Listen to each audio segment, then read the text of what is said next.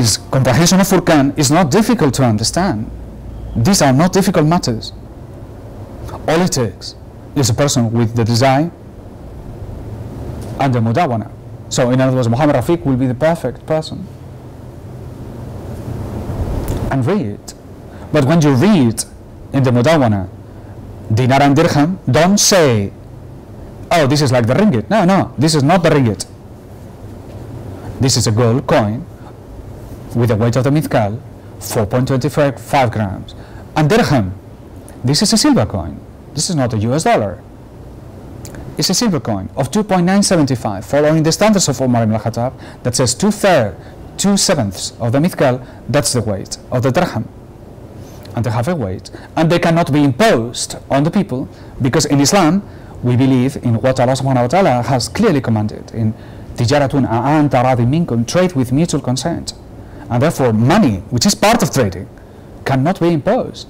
The governor doesn't have the authority to say the only currency in this country is the dinar, even if the dinar is a good currency, because you cannot impose currency on people. The people are free, because you cannot impose on anybody to say you have to buy rice. That's why our law establishes freedom as a fundamental, what they call, which is now understood as a right, you know, human rights. Well, if you want to put an Islamic right at the top of that, will be the freedom to choose your currency, the freedom to trade. Imagine if they put that in the United Nations, human rights. You know what will be the result of that? All the banks will be against human rights. All the governments will be against human rights. All the constitutions will be against human rights. United Nations will be human rights. So you put that little article, and then the United Nations has to put itself in The Hague for being the most criminal institution the world has ever seen.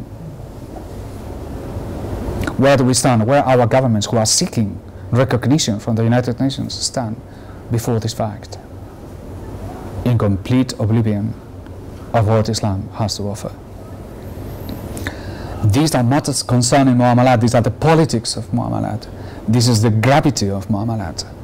So small matters that they are simple to comprehend, like for example, every person can understand what a gold dinar is.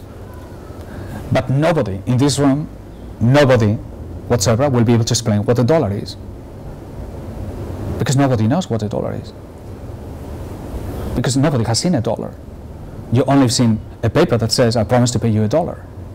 A dollar used to be a silver coin and a gold coin at times. A ringgit used to be a silver coin.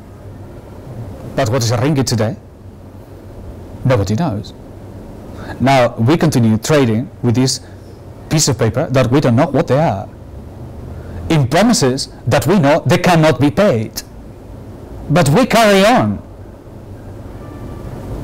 We carry on because it's reasonable, and the alternative is very scary.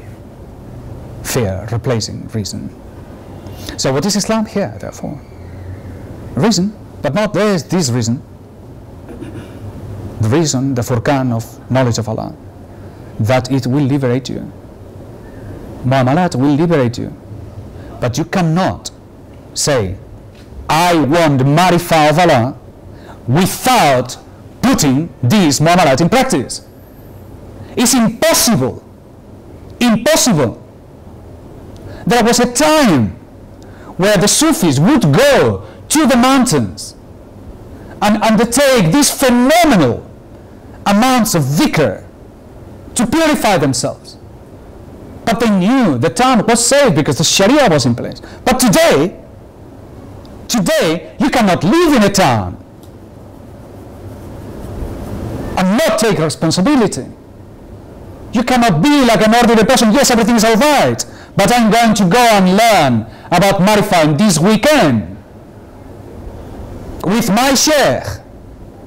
No sheikh can help you in the world if you are not ready to change what is your lifestyle. And you have a million reasons not to change it.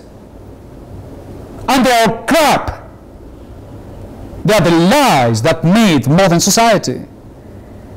And that's ignorance.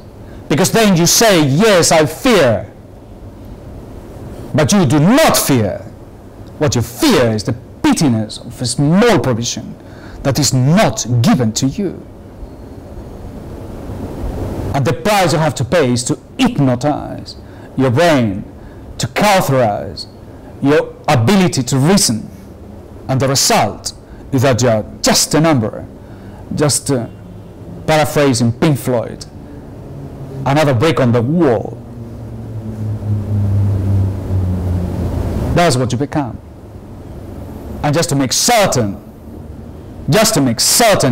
that you feel all right, you make sure your child is sent to another institution where they make him into a brick. And then you feel good about it.